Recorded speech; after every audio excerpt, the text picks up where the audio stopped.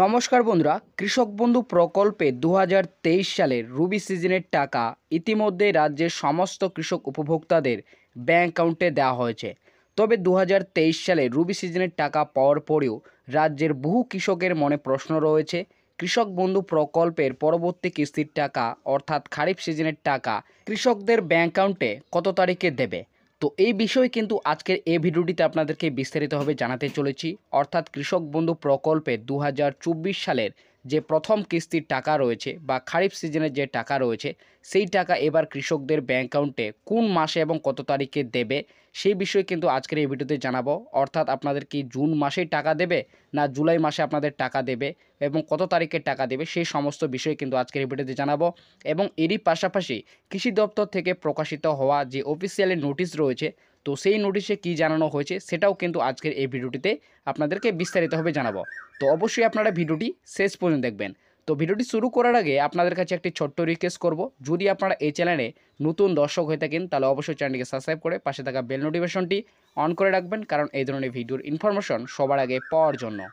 তো বর্তমানে আপনারা হয়তো অনেকেই জানেন, বর্তমান মুখ্যমন্ত্রী মমতা বন্দ্যোপাধ্যায় এই রাজ্যের কৃষকদের প্রতি বছর আর্থিকভাবে সহযোগিতা করার জন্যই প্রথম এই রাজ্যে কৃষক বন্ধু প্রকল্প চালু করেছেন। তবে এই কৃষক বন্ধু প্রকল্পের মাধ্যমে বর্তমান রাজ্য সরকার কৃষকদের প্রতি বছর দুটি কিস্তির মাধ্যমে টাকা দিয়ে থাকে। সর্বোচ্চ 10,000 টাকা থেকে শুরু করে সর্বনিম্ন 4,000 টাকা পর্যন্ত। তবে এই 4,000 টাকা এবং 10,000 টাকা কৃষকরা কিন্তু দুটি কিস্তির মাধ্যমে পেয়ে থাকে, একটি খারিফ সিজনের সময় আর অপরটি হলো রবি সিজনের সময়। তবে ইতিমধ্যে 2023 সাল শেষ হয়েছে এবং 2023 সালের খারিফ সিজনের টাকা এবং রবি সিজনের টাকা ইতিমধ্যে রাজ্যের সমস্ত কৃষক উপভোক্তাদের কিন্তু ব্যাংক অ্যাকাউন্টে পাঠিয়ে দিয়েছে। 2023 সালের রবি সিজনের টাকা বা 2023 সালের শেষ কিস্তির টাকা রাজ্যের কৃষকদের ব্যাংক অ্যাকাউন্টে 12ই ডিসেম্বর শিলিগুড়ি ও দার্জিলিং জেলার কাঞ্চনজঙ্ঘা স্টেডিয়াম থেকে কিন্তু টাকা রিলিজ করেছে। এবং ইতিমধ্যে কৃষক বন্ধু প্রকল্পের রবি সিজনের টাকা রাজ্যের সমস্ত সুবিধাভোগী কৃষকদের ব্যাংক অ্যাকাউন্টে কিন্তু টাকা ক্রেডিটও হয়েছে। তবে ইতিমধ্যে 2023 সাল শেষ হয়ে গিয়েছে এবং 2024 সালও কিন্তু ইতিমধ্যে পড়ে গিয়েছে। তাই 2024 সালে কৃষক বন্ধু প্রকল্পের প্রথম কিস্তির টাকা অর্থাৎ খারিফ সিজনের টাকা দেওয়ার যেটি সময়সীমা, সেই সময়সীমা কিন্তু ইতিমধ্যে শুরু হয়ে গেছে। তাই কৃষি দপ্তর থেকে প্রকাশিত হওয়া যে অফিসিয়ালি নোটিশ, তো সেই নোটিশ যদি বর্তমানে আপনারা দেখেন তাহলে আপনারা দেখতে পাবেন যে কৃষক বন্ধু প্রকল্পে বছরে যে দুইটি কিস্তির টাকা দেওয়া হয়, খারিফ সিজনের টাকা আর রবি সিজনের টাকা। তো খারিফ সিজনের টাকা দেওয়ার যেটি সময়সীমা রয়েছে আপনারা কিন্তু দেখতেই পাচ্ছেন, এপ্রিল থেকে সেপ্টেম্বর মাসের মধ্যে, এবং রবি সিজনের টাকা যেটি দেওয়ার যেটি সময়সীমা রয়েছে অক্টোবর থেকে মার্চ মাসের মধ্যে। তো কৃষক বন্ধু প্রকল্পের যে খারিফ সিজনের টাকা দেওয়ার যেটি সময়সীমা, সেই সময়সীমা কিন্তু ইতিমধ্যে শুরু হয়েছে। এপ্রিল মাসের 1 তারিখ থেকে সেপ্টেম্বর মাসের 31 তারিখের মধ্যে কিন্তু খারিফ সিজনের টাকা কৃষকদের ব্যাংক অ্যাকাউন্টে দেওয়া হয়ে থাকে। তো ইতিমধ্যে আমাদের কিন্তু এপ্রিল মাস শেষ হয়েছে এবং প্রায় মে মাসও কিন্তু শেষের দিকে রয়েছে। বর্তমানে আমাদের কিন্তু জুন মাস পড়তে চলেছে। এবং আপনারা যদি এখন বর্তমানে কৃষক বন্ধু প্রকল্পের যে স্ট্যাটাস রয়েছে সেই স্ট্যাটাস যদি আপনারা চেক করেন তাহলে আপনারা কিন্তু সকলেই দেখতে পাবেন। তো অনস্ক্রিনে আপনারা কিন্তু ইতিমধ্যে একজন কৃষক উপভোক্তার যে কৃষক বন্ধু প্রকল্পের যে বর্তমানে স্ট্যাটাস, সেই স্ট্যাটাস কিন্তু আপনারা দেখতে পাচ্ছেন। স্ট্যাটাসের জায়গায় কিন্তু অ্যাপ্রুভাল রয়েছে এবং ট্রানজ্যাকশন স্ট্যাটাসে কিন্তু ট্রানজ্যাকশন সাকসেস লেখাটি রয়েছে। যেহেতু 2023 সালেরই রবি সিজনের টাকা এই কৃষক উপভোক্তাদের ব্যাংক অ্যাকাউন্টে ক্রেডিট হয়েছে, তাই 2023 সালের রবি সিজনের টাকায় বর্তমানে কিন্তু স্ট্যাটাসটি এখনও রয়েছে। এখনও পর্যন্ত কিন্তু 2024 সালের খারিফ সিজনের টাকা কিন্তু স্ট্যাটাসে এখনও আসতে শুরু করেনি। অর্থাৎ যেই দিনে 2024 সালের খারিফ সিজনের টাকা দেওয়ার যে প্রসেস, সেই প্রসেস শুরু করবে সেই দিনে কিন্তু ট্রানজ্যাকশন স্ট্যাটাসে কিন্তু ফাঁকা থাকবে এবং যেটি স্ট্যাটাস রয়েছে সেই স্ট্যাটাস কিন্তু হয়তো আপনাদের ফাঁকা থাকবে। যদি আপনাদের কিন্তু রিজেক্ট করে দেয় তাহলে তো আপনাদের কিন্তু রিজেক্ট লেখাটি কিন্তু এখানে চলে আসবে। তো 2024 সালে কৃষক বন্ধু প্রকল্পের যে প্রথম কিস্তির টাকা অর্থাৎ খারিফ সিজনের টাকা, সেই টাকা দেওয়ার যেটি প্রসেস, সেই প্রসেস কিন্তু এখনও পর্যন্ত রাজ্যের তরফ থেকে কিন্তু শুরু করা হয়নি।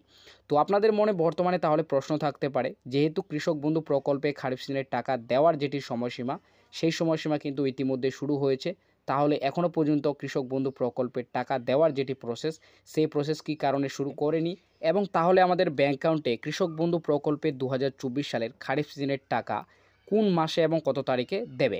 দেখো, এই বিষয়ে যদি আপনারা প্রশ্নের উত্তর জানতে চান তাহলে আপনাদেরকে জানিয়ে রাখি, আপনারা হয়তো সকলে জানেন ইতিমধ্যে কিন্তু 2024 সালের লোকসভা নির্বাচন শুরু হয়েছে সারা দেশ মিলে, এবং এই লোকসভা নির্বাচন কিন্তু 1 জুন পর্যন্ত চলবে এবং 4 জুন কিন্তু এই লোকসভা নির্বাচনের ফলাফল ঘোষণা করা হবে।